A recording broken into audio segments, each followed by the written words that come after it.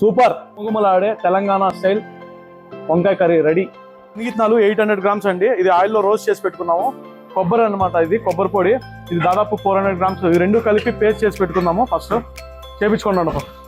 Paste అనేది ready అయిపోయింది. ఇది వాటర్ చింతపండు పులుపు వేసుకొని రెండు మిక్స్ చేసుకున్నాము. దాదాపు ఇది 500 గ్రామ్స్ కప్పు. మనము 1.5 కప్పు వేస్తాం అనమాట. ఇది దీన్ని వాటర్ పోసి డైల్యూట్ చేసుకుందాము. ఇందులోకి ఇలా డైల్యూట్ చేసుకోవాలన్నమాట. ఎందుకంటే ఇది తిక్కుగా ఉండకూడదు, అడుగంటి పోకోకుండా ఇది ఇలా కలుపుకుంటూ పెట్టుకుంటే కానీ బాగా వస్తుంది. పోసేసుకుందాం. గుత్తొంకాయకి ఎప్పుడు ఆయిల్ కొంచెం ఎక్కువే ఉండాలి. కలోంజి అండి, బాగా ఆయిల్ వేడైపోయింది. ఇప్పుడు ఒకదాని తర్వాత ఒకటోటి వేసుకోవాలన్నమాట. ఫస్ట్ కలోంజి అనమాట. కలోంజి లేనిదే మనం గుత్తొంకాయ కానీ మిర్చి కాసాలను కానీ మనం చేయలేమన్నమాట.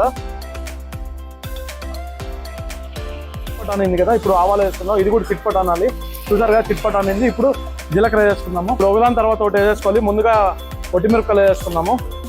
కొంచెం లైట్ కలర్గా మారాలి. తర్వాత పసుపు ఇంగువ కలిపి వేసుకున్నాము. పైన పడుతుందండి. ఇప్పుడు రాళ్ళు వేసుకుందాం. ఎందుకంటే ఎర్రగడ్డలు అనేది బాగా మగ్గాలి. పింకిష్ కలర్లోకి రావాలంటే ఖచ్చితంగా మనము సాల్ట్ అనేది ముందుగా వేసుకోవాల్సిందే. చూసారు కదండి, పింక్ కలర్ లోకి వచ్చింది. ఇప్పుడు వచ్చేసి పచ్చికారం అనేది వేసేసుకున్నాము. దాదాపు రెండు గెరెట్లు పడుతుంది. దాదాపు 2 గెరెట్లు పడతాయండి. ఈక్వల్ గా పడతాయి అనమాట. పచ్చికారానికి అల్లం పేస్ట్కి 2 ఈక్వల్ గా ఉండాలి. ఈ అల్లం పేస్ట్ పచ్చికారం అనేది బాగా మగ్గాలండి. అలాగే వేయకూడదు, పచ్చివాసన అనేది వెళ్ళిపోవాలి. ఆడిచిన కారపొడి, ధనియాల పొడి, చికెన్ మసాలా, ఆడిచిన గరం మసాలా అండి, హోమ్ మేడ్ మసాలా ఇప్పుడు వేసేసుకున్నాము. ఆయిల్లోనే మగ్గాలి. ఇది ఏమేయకూడదు.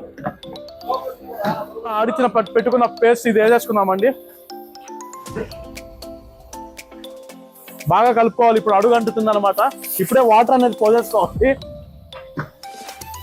అడుగు పట్టకూడదంటే ఖచ్చితంగా వాటర్ అనేది ఇప్పుడే పోసేసుకోవాలండి, దానికి తగినట్టుగా. ఇది బాగా మరిగాక మనం వంకాయలు అనేది ఆయిల్లో తీసి పెట్టుకున్నవి వేసుకుందామండి.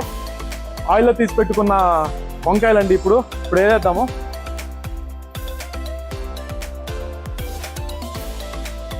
ఇందులోనే మనకు దాదాపు ఒక 15 నిమిషాలు బాయిల్ కావాలి. ఇది హాఫ్ బాయిల్ బ్రింజాల్ మాత్రమే. ఇంకో హాఫ్ అనేది ఈ కర్రీలోనే కుక్ అవుతుంది.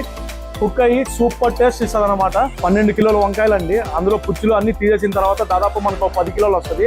ఆ 10 కిలోలని ఆయిల్లో ఫ్రై చేసి పెట్టుకున్నాం, హాఫ్ బాయిల్ అనమాట. ఇంకో హాఫ్ బాయిల్ అనేది ఇందులోనే అయిపోతుంది.